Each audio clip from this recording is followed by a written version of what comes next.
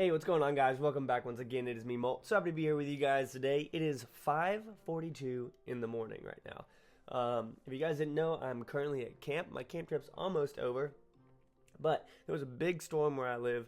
The internet was out, wasn't able to make the rest of my videos, so I had to wake up super early when the internet came back on and make these videos for you guys because I don't want y'all to be without videos, you know what I'm saying?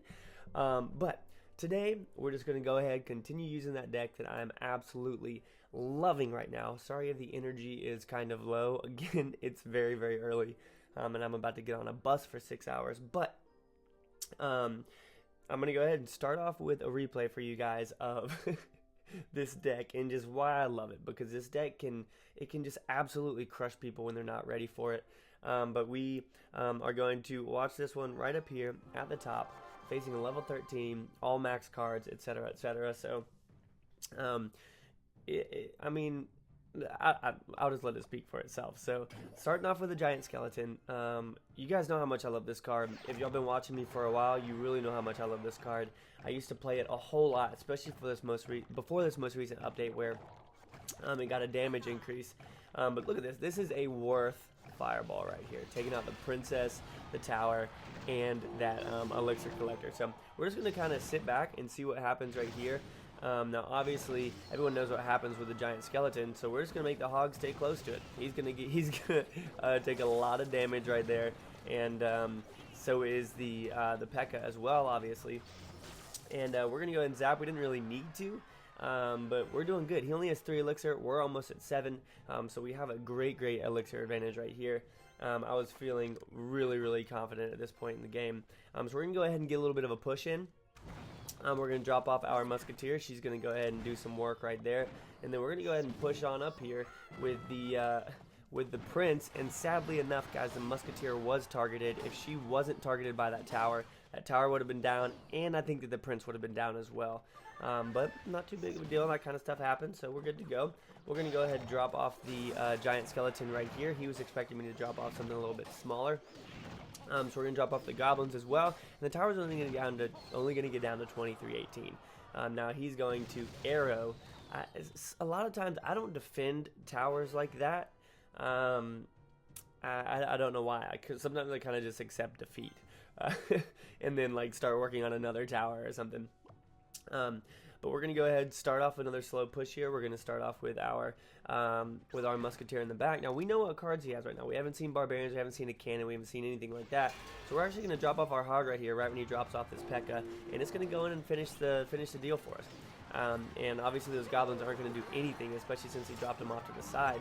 So we can drop off these fire spirits right here, as well as this giant skeleton. He's going to drop off that princess, is immediately going to die from the fire spirits. We're going to go ahead and give him a little bit of a good game there and take out this hog rider as well. And then we're going to defend. We got a zap right here.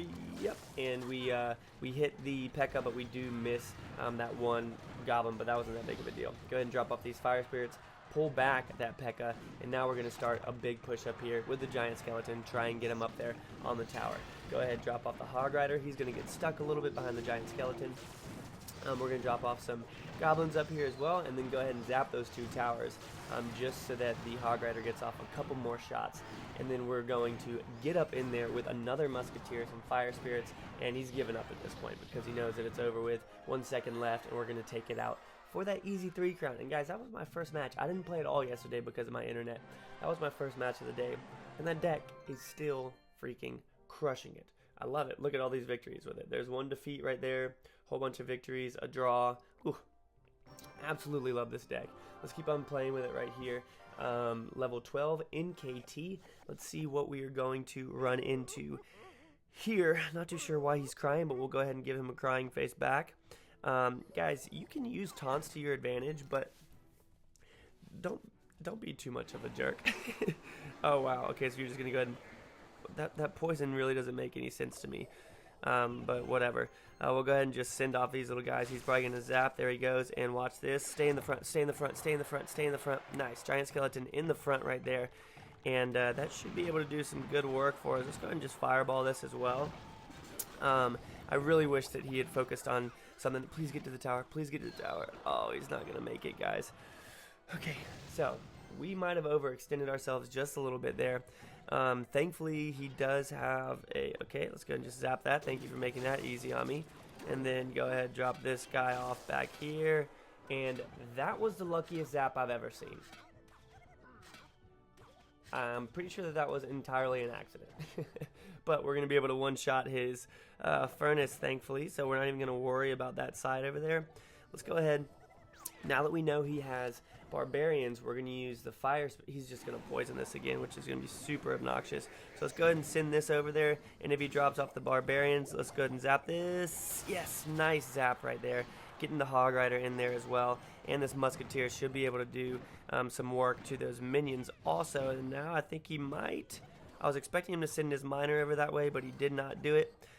This is a big advantage for us that he only has a level 10 furnace because they're not getting off their shots.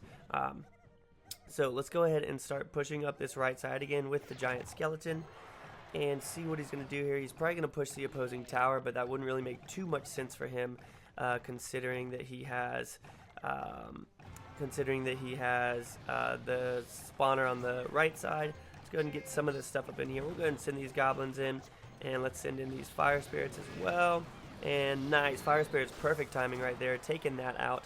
And the musketeer is going to get in there and get off a couple of shots as well. Now he just used his barbarian, so we're going to go ahead and do this. And that wasn't the best play there, obviously, taking out those minions as well. Now that was a lucky fireball for me. So he got a lucky zap, I got a lucky fireball, and that is exactly what we're looking for. So minor decks. Are you seriously doing that right now, buddy? Okay. Let's go ahead and zap and just make him retarget, and we'll go ahead and send in all of this. And that was not the best poison spell by him. And look at this, guys. These those fire spirits are going to do some serious work over there.